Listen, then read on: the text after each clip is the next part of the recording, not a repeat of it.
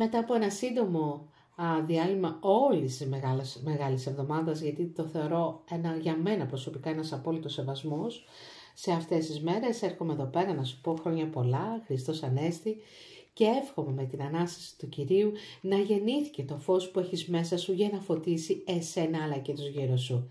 Γιατί πολύ απλά δεν θέλω να ξεχνάς ότι είσαι φως, γεννημένος από το φως για το φως. Χρόνια πολλά να ευχηθώ ακόμα και στα ταυράκια και πάμε να δούμε λοιπόν 21 με 27 Τετάρτου γενικά πώς θα είναι αυτή η εβδομάδα. Από ό,τι είδα είναι μια εβδομάδα με καρμικές εξελίξεις. Μία η φλογερή σου επιθυμία, μία η μεταμορφωτική σου αλλαγή που επιθυμείς, μία η επανασύνδεση, αλλά πριν αποφασίσεις οτιδήποτε.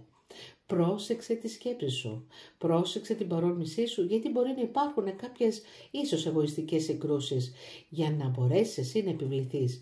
Και όλα αυτά γιατί πρέπει να έχεις μία συνείδηση των δικών σου ευθυνών. Άρα ευθύνη είναι και ο λόγος σου ακόμα και στον τρόπο που ζητάς κάτι το οποίο ίσως διακαώς να επιθυμείς. Για πάμε να δούμε λοιπόν πώς θα μας ξεκινήσει αυτή η εβδομάδα, 21 με 27 Τετάρτου. Ο ανώτερος σου εαυτός, τι μήνυμα έχει να σου δώσει για αυτή την εβδομάδα.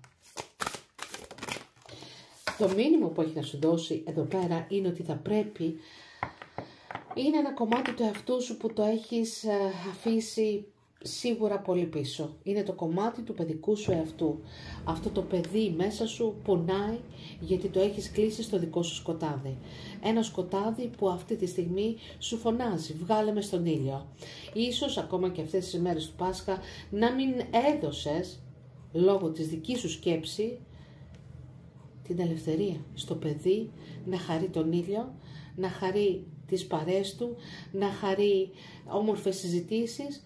Παρέχεις μία κατήφια, στην οποία αυτή η κατήφια πηγάζει σίγουρα από τη δική σου ψυχολογία. Άρα εδώ πέρα μας λέει να μπορέσεις να προσπαθήσεις να βελτιώσεις αυτό το κομμάτι του εαυτού σου. Πάμε να δούμε λοιπόν τι μελιγενές 21 με 27 Τετάρτου φυσικά στο εναισθηματικό σου τομέα.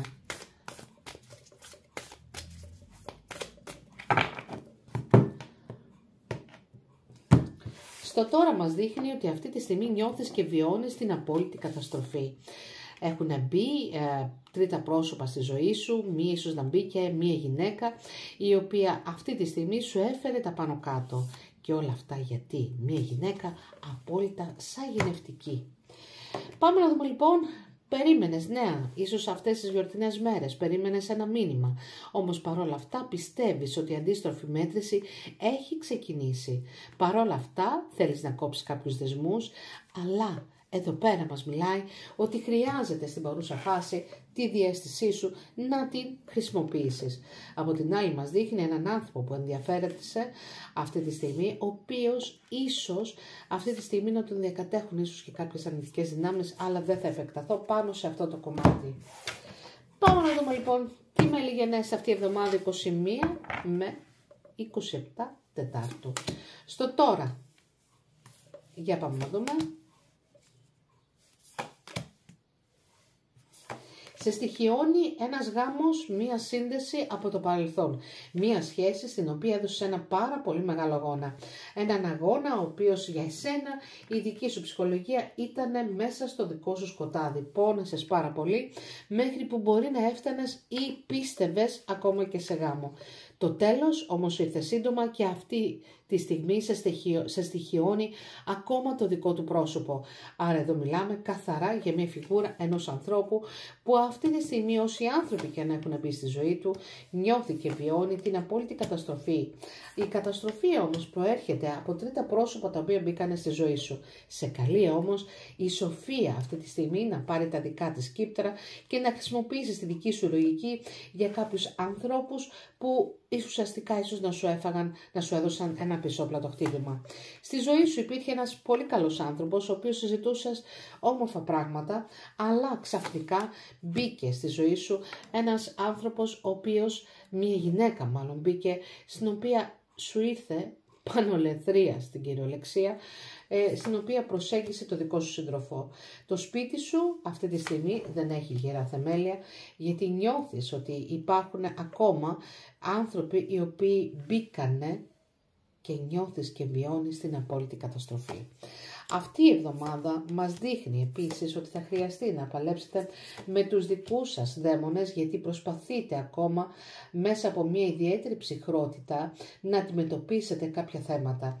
Παρ' όλα αυτά, ακόμα και αν πήγατε και ένα ταξίδι, για εσάς ήταν πολύ δύσκολο. Ήταν δύσκολο γιατί πολύ απλά ακόμα και εκείνες τις μέρες παρακολουθήσατε μέσω του διαδικτύου τον άνθρωπό σας.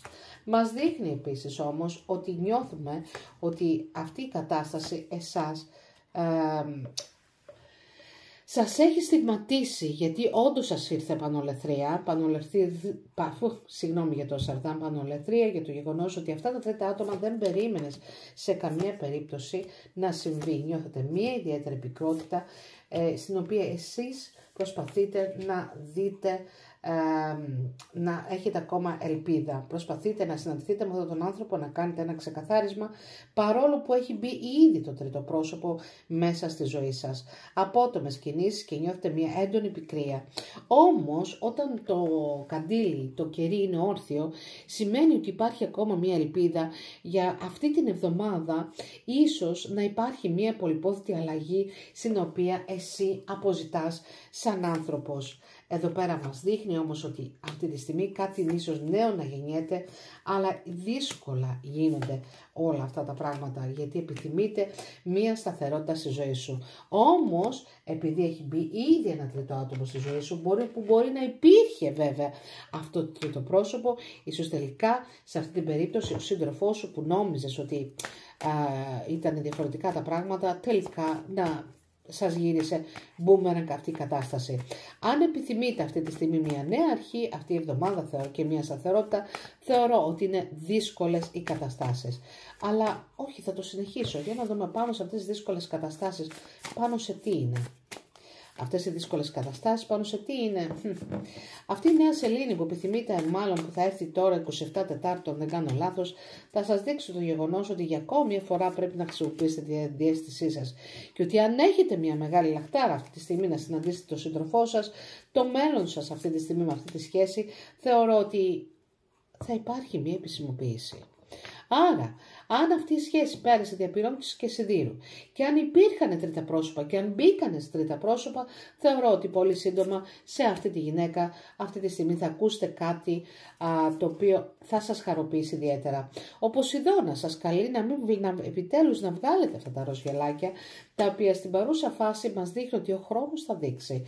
Τι θα δείξει ο χρόνος? Ότι θα πρέπει και εσείς από τη δική σας μεριά ίσως να αναζητάτε διαμέσου του λόγου, ενός έντονου λόγου, να προσπαθήσετε να αποδείξετε ορισμένα πράγματα. Πολλά πράγματα όμως να ξέρετε ότι δεν συμβαίνουν τυχαία σε αυτή τη ζωή και ότι αυτή τη στιγμή αν αισθάνεστε ότι είστε τόσο πολύ στεναχωρημένοι, στεναχωρημένοι, εγώ βλέπω ότι γίνεται μία νέα αρχή και με νέα ξεκαθαρίσματα αυτό το χρονικό διάστημα.